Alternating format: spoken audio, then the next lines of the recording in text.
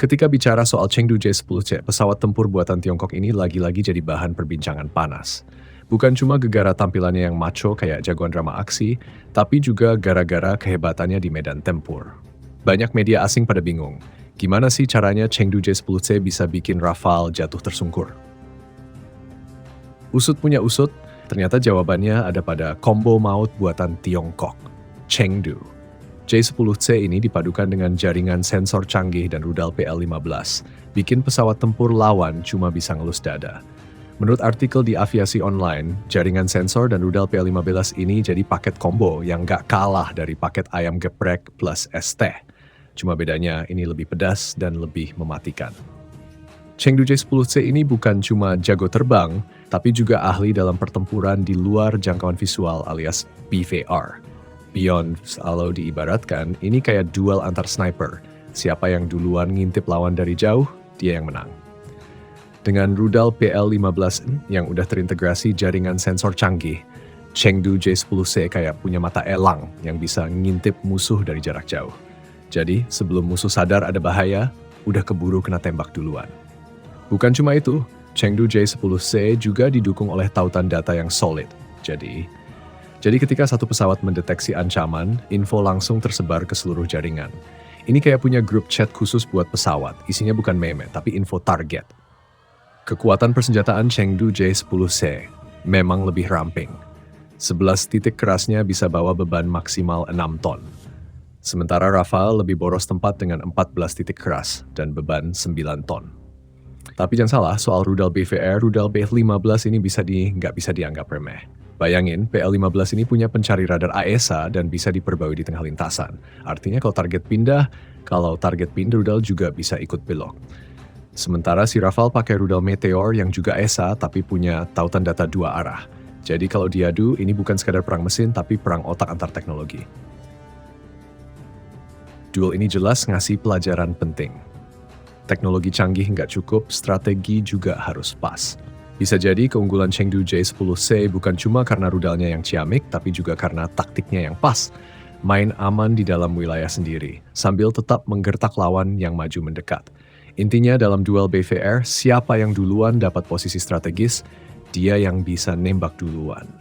Dan ini yang bikin Chengdu J-10C dapat posisi enak, sementara lawannya malah jadi target empuk. Di tengah euforia kemenangan, banyak yang bertanya, kenapa pesawat Rafale bisa keok? Jawabannya mungkin ada di konsep pertempuran modern itu sendiri. Pesawat dengan teknologi BVR kayak Chengdu J-10C ini kayak pemain skate yang jago lempar 3 angka dari jauh. Nggak perlu masuk ke ring, asal akurat tetap dapat poin.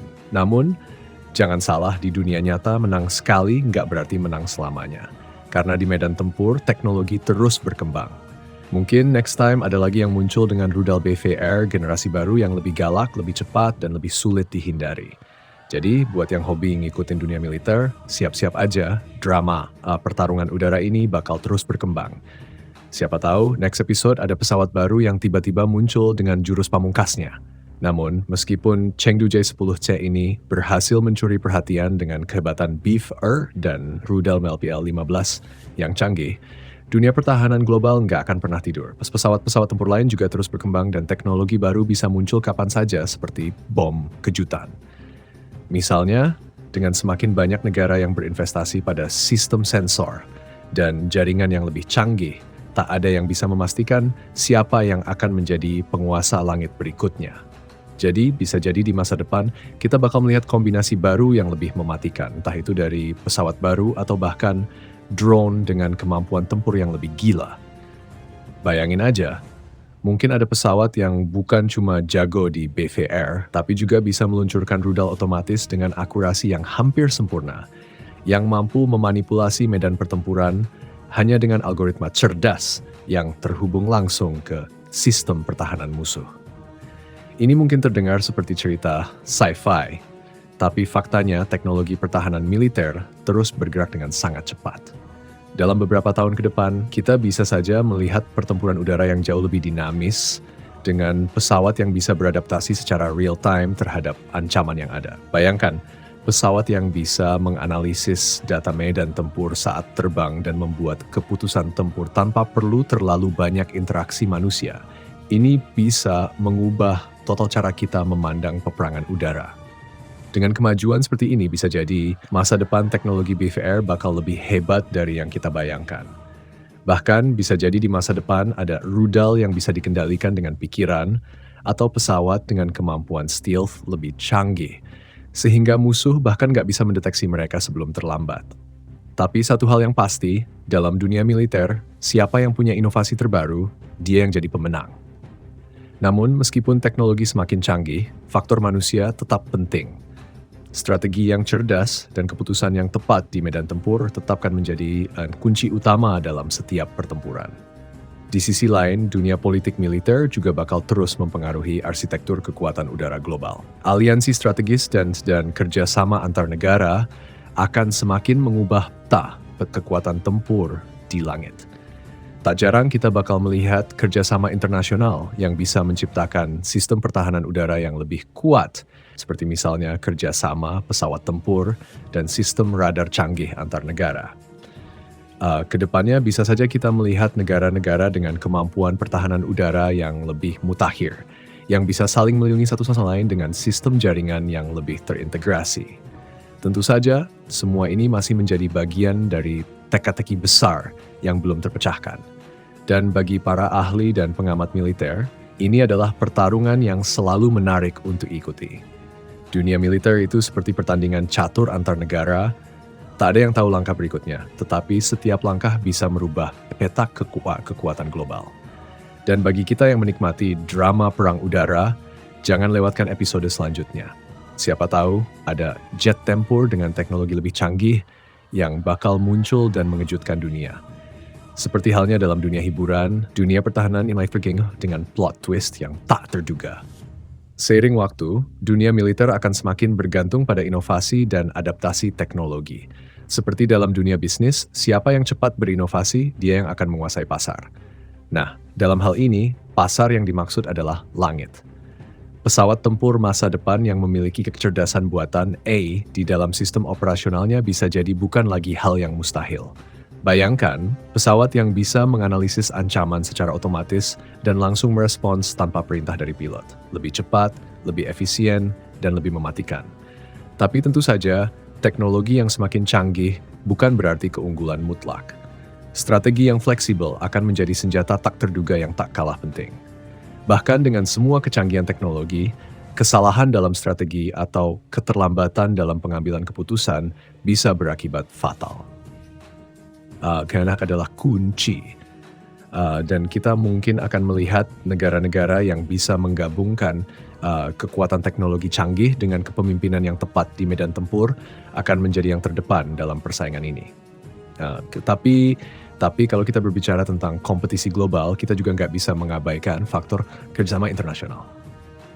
Negara-negara yang memiliki aliansi strategis yang kuat pasti akan bekerja sama dalam mengembangkan teknologi pertahanan yang lebih canggih, berbagi data intelijen, atau bahkan membangun sistem pertahanan udara yang terintegrasi. Ini akan menciptakan ekosistem pertahanan udara yang saling bergantung dan mungkin akan membuat negara-negara yang tidak berada dalam jaringan tersebut menjadi terisolasi dalam hal teknologi militer. Namun, kerjasama internasional bukan berarti ketegangan militer akan mereda. Justru, kerjasama yang erat bisa jadi pemicu perlombaan senjata baru, karena negara-negara akan terus berusaha mengungguli satu sama lain dalam hal kemampuan teknologi.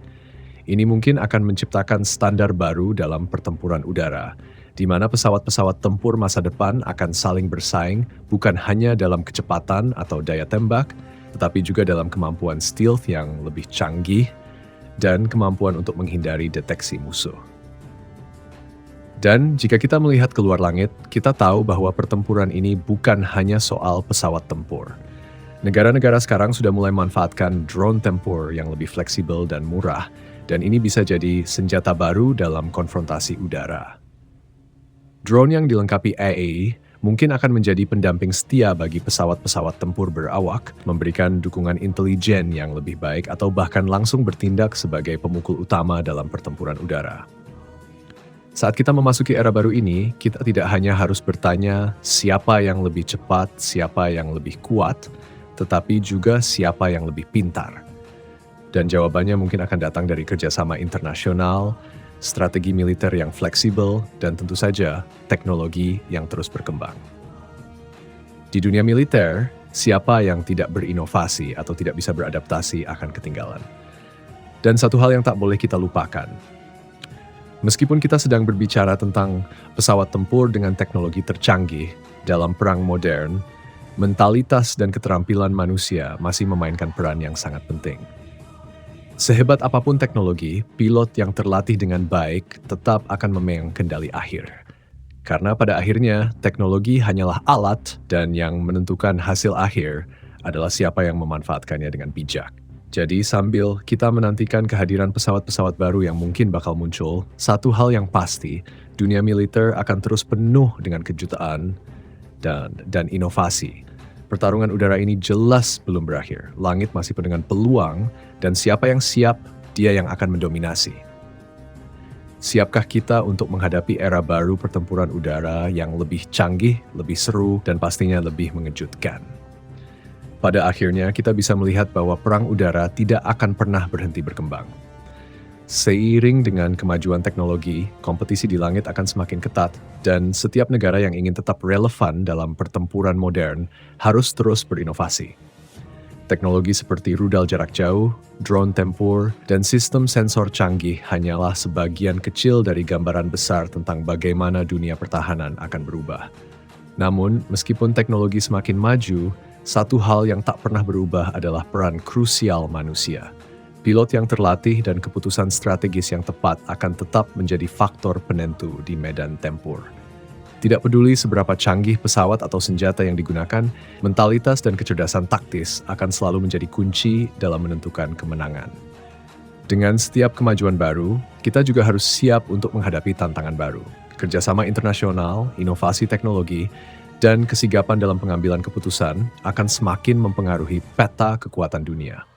Langit yang menjadi arena pertempuran ini akan terus menjadi tempat bagi negara-negara untuk menguji batas dan berkompetisi demi dominasi militer.